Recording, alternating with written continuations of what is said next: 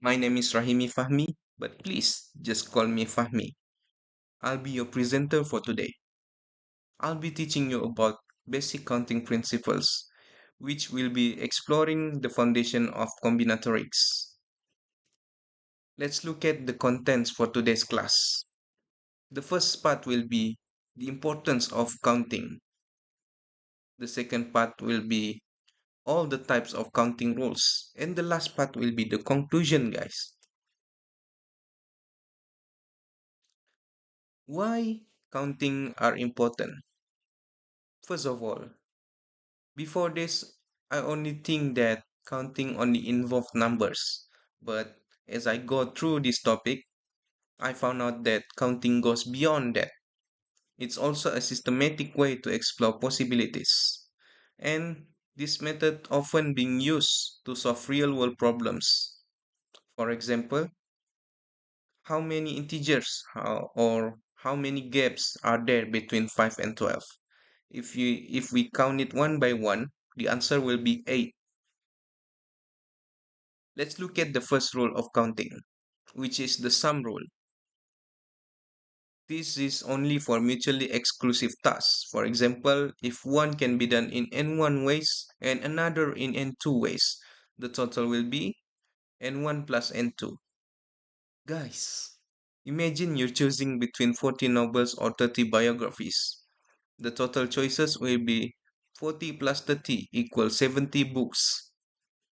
But you cannot use this if the task is overlapped. The second is the product rule, which by multiplying outcomes contents. This rule applies when tasks are independent, like if task 1 has n1 outcomes and task 2 has n2, the total outcomes are n1 times n2. Imagine that you are in a restaurant. A menu offers three starters and 5 main courses. How many meal combinations are there? The answer is 3 times 5 equal 15 meals. You got it? You also could use this in real world application, such as thinking about combination in password. The third rule is the combining rules. By using both rules to complete a task that is harder than the other first two. For example, consider creating usernames that are either a single letter or a letter followed by a digit for your social media, for instance. There are 26 alphabets and also a maximum of 10 digits. So, just use these ways. 26 plus in a bracket 26 times 10 equal 286 usernames. But here's the tip, guys. You could break problems into smaller parts and apply the appropriate rule to each. Then it'll become easier for you guys. The next one is the subtraction rules by adjusting and handling overlap. Let's just cut to the chase. Like in example 2, in a group, 20 people like tea, 15 people like coffee, and 5 like both. How do we do this? The answer is 20 plus 15 minus 5, which the answer will be there are 30 people who like at least one of them. If you wish not to be confused using this rule, you could use a diagram to visualize sets and overlaps. There's also division rules. Use the division rule when identical arrangement occur, like unique ways to arrange 4 chairs in a circle. If we count it one by one, then you will then we will find out that there are 6 unique arrangements. This method you could use to simplify complex permutation or complex counting. Last but not least, the tree diagrams. It's been used to visualizing possibilities. The purpose is to illustrate multi-step counting problems. The example for tree diagram is at the bottom of the screen.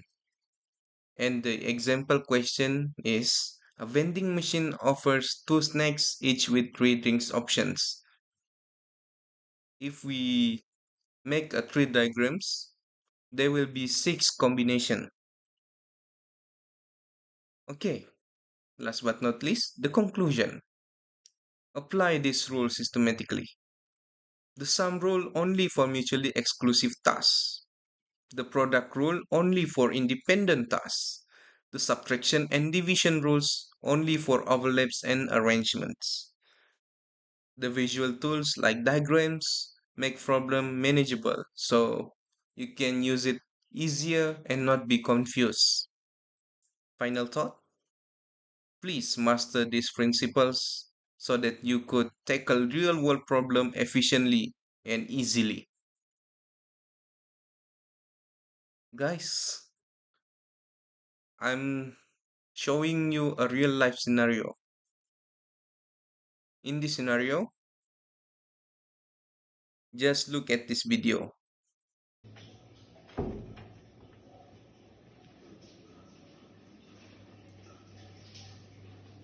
Imagine you are getting ready for work and have the following option in your wardrobe, like three shirts in color like black, blue, and white. There's also two pair of pants, whether it's jeans or track pants, and also two pair of shoes that you could wear. The other one is sneakers or formal shoes. Now, you want to figure out how many unique outfits you can create using one shirt, one pair of pants, and one pair of shoes. The solution? Applying the basic counting principle, guys. The basic counting principle state that if there are n, or the ways to do one test, and m the other way, then it will be n times m. Let's look at the solution. The video showcasing that choosing a shirt, there are three options. Choosing a pants, there are two options, and also two options for shoes. The total number outfit is, or the combination that you could create is 3 times 2 times 2 equals 12. You can confidently say you have 12 unique outfits to choose from.